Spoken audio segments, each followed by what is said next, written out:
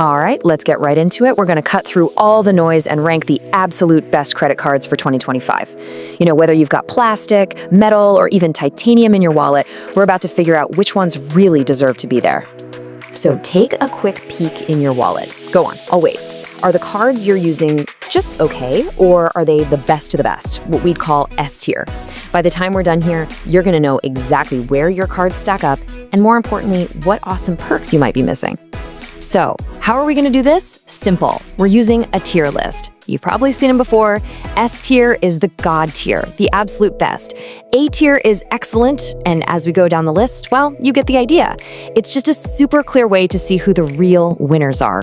Okay, let's not waste any time. We're starting at the very top, the S tier. These are the undisputed champs, the heavy hitters. They offer just insane value, killer rewards, and honestly, these are the cards that I'm personally trying to get my hands on. First up, the Amex Gold. So what makes this an S tier card? It's all about how the perks basically pay for the annual fee. You're getting a massive 4 points per dollar on restaurants and at US supermarkets. I mean, for a lot of us, that's where most of our money goes, right?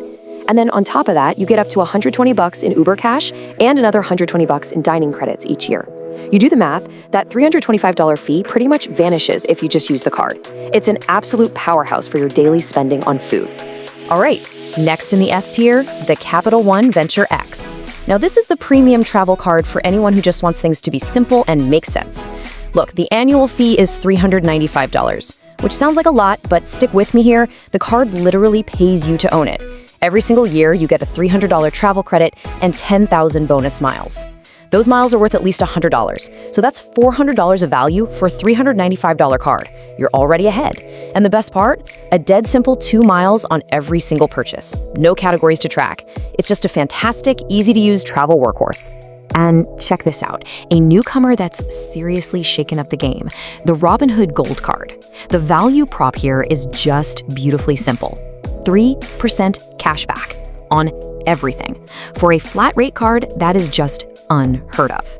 Now, there is a catch. You do need a Robinhood Gold subscription. But hey, if you're already investing with them, this card is an absolute S tier no-brainer.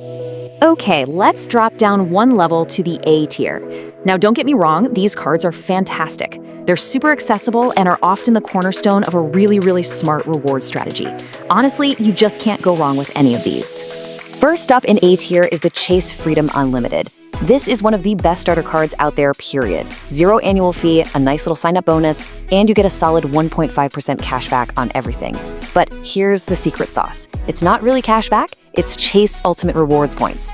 And those points become insanely valuable when you pair this card up with one of the Sapphire cards. And speaking of Sapphire cards, here it is, the Chase Sapphire Preferred. For a pretty reasonable $95 annual fee, this is what I'd call the perfect gateway card. It's your ticket into the big leagues of travel rewards. The sign-up bonus is often a ginormous 75,000 points, which is just huge for a card at this price. Plus, they throw in a $50 hotel credit every year, which basically chops that annual fee right in half. It's the best entry point, hands down. And just look at this. This number really shows you the power of that sign-up bonus. Yeah, sure, 75,000 points can be $750 in cash, and that's great. But the real magic, the pro move, is transferring them to an airline or hotel partner like Hyatt. All of a sudden, those points can be worth over $1,500. That sign-up bonus isn't just points, it's practically a free vacation. Last but not least in the A tier is the Bilt MasterCard. This card has a legitimate superpower, and it's totally unique. It lets you pay your rent on a credit card and earn points without paying that annoying 3% transaction fee. For most of us, rent is our biggest monthly bill, right? And Bilt is literally the only card in the game that lets you earn rewards on it for free. That's a game changer. All right, moving on down to the B tier. Now, these are good, solid cards, but they're not for everybody. Think of them as specialists. They can be absolutely amazing, but only in very specific situations or for certain people. A perfect example, the Amazon Prime Visa and the Costco card. I mean, if you're a diehard Prime member and your front porch is always covered in Amazon boxes, getting 5% back is a killer deal. Same goes for the Costco card. If you're always there, that 4% on gas is awesome. The catch? Their amazing value is locked into those specific stores. If you're not a regular, they lose a lot of their punch. This quote just says it all for the American Express Platinum Card. Yeah, that $695 annual fee is steep.